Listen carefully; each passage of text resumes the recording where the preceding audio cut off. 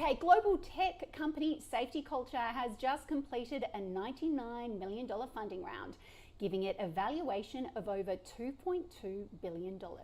The raise, led by Insight Partners, will allow the group to invest further in the development of the platform. And to tell us more is founder and CEO Luke Anear, who joins us now via Skype. Hi Luke, welcome to the show. Good afternoon, Samantha. Great to have you with us. Now, just to kick off, tell us, how does it feel to be running a $2 billion company now? Feels pretty much the same as it did yesterday.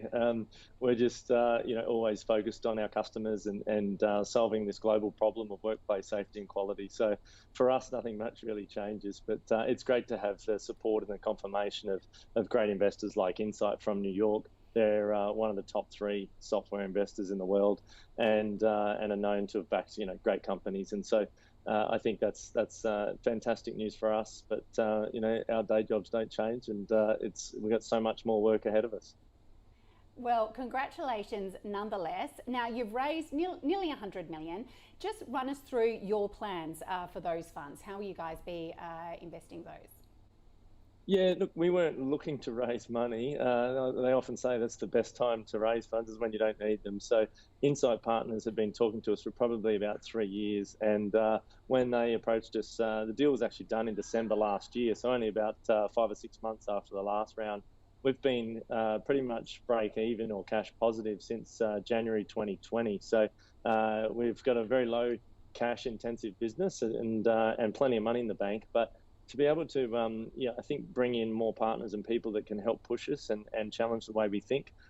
We've moved from a checklist app to now an operations platform.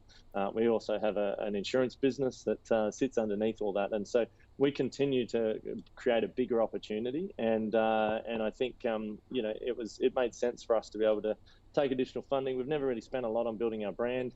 We've started doing a bit more of that this year, and you'll see more in the months and years ahead. So we'll invest in building up the brand a lot more as well as the product. Look, the platform has definitely evolved a lot in the last couple of years.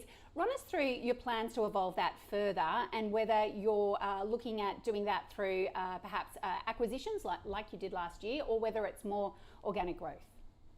Yeah, there's lots for us to do. Build versus buy is always a question that we'll ask. Does it make sense to try and build something, or are there other great founders out there that are already further along the path, and we can get behind and support them and give them resources they wouldn't have? So I think that's an interesting question that we'll continue to consider as we go.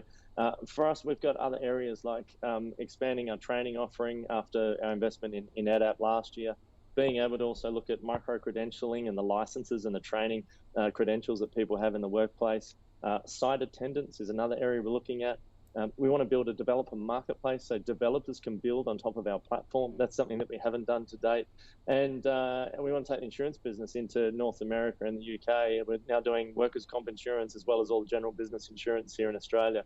So I think there's a lot to be done. And, we just need more people really to help us get there. Luke, talk us through the international expansion and how that's going for you guys. You're operating in quite a number of markets. Where are you seeing the strongest growth, and what trends have you seen over COVID? Have there been some markets that have invested in your platform as they've tried to manage COVID risk, for example? Yeah, Samantha, North America and Europe have certainly been the 2 biggest markets for us from day one, really. So that continues. We're seeing businesses reopening and safely getting back to business. They're doing a lot more checks these days and looking at the critical areas of their business than they ever did before. It's this huge repurposing of staff as well, with new skills and things that they have to now think about when they're doing their work each day. So that growth's continuing. Obviously, some sectors like aviation and hospitality were significantly impacted by COVID, and so we're helping them reopen now as they're coming back online. We already, have a much bigger user base than we did at the start of COVID, but that'll only continue to increase now as all these businesses return back to normal and continue to, reopen, I guess, and have their operations recommence.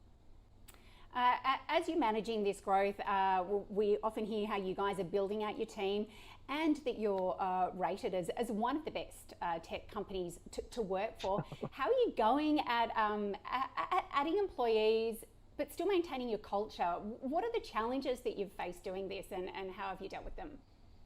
Yeah, I think we've been fortunate in that I never started the business to make money. I did it to solve a problem that I cared about. I was a private investigator spying on people who'd been injured at work. And so I think that mission and that purpose is as true today for us as it ever was. And that's what attracts people to be able to come and work for a company that is doing good in the world, that's making a positive difference. We're helping teams do their best work every day. And that opportunity just gets bigger and bigger. We're now looking at how to take information from many different sources, not just from the 600 million checks that are done each year with iAuditor, but from devices and sensors and other data sets. And so I think people are excited by the opportunity and the challenge, and the fact that we're doing good in the world and making people's lives better is a really good thing. I think just this morning we agreed to join up with Canberra. We're going to send, I think about $500,000 worth of oxygen bottles across to India and help them. We've got customers in India as well.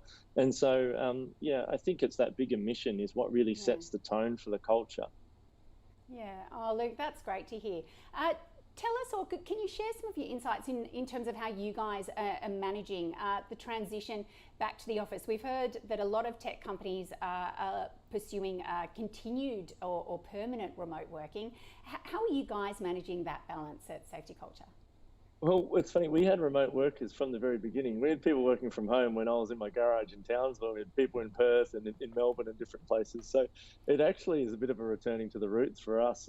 People can work from home really well. Other people want to be able to feel like they're working closer and part of a team. And other people want a mix of both. And so really, I think it's up to what works best for the individuals and the teams that they're working in, and I think that's our approach, and that won't change. We've got a fantastic new office that we're opening in Sydney that we signed up for pre-COVID, so we may not have needed 9 floors if we'd known what was coming, but I think it's actually a really good mix, and people have the option to do either. And we'll continue to support people just to do the best work of their lives each day, whether they're at home or whether they're in the office. Luke, well, it definitely seems to be working. You're fostering a great culture there. Another successful raise for the company. Any plans for an IPO in the short to medium term future? Any further along with that potentially? I thought you might ask that, Samantha. We do get asked quite a bit about that. I think for now we're just focused on building the business and solving the problem. We got a lot of work to do. I don't know that we need to have the pressure and the scrutiny of being a publicly listed company anytime soon. We're allowing employees to participate again in this latest funding round, as we will continue to do going forward. So we don't have some of the pressure. Our early investors, my dentist, gave me $10,000 cash from under his pillow to start the business, and his equity's, now worth a decent amount. And so I think as long as we keep giving people, liquidity options as we grow the business, then we can fend off some of that pressure for an IPO. But look, it's one option, and we'll certainly consider it along the way, but we don't have any plans to IPO at the moment. Okay, well, congratulations again on that $2 billion valuation for now, and we look forward to talking to you again soon. Luke, thanks for joining us. Thanks, Samantha. Nice to talk to you.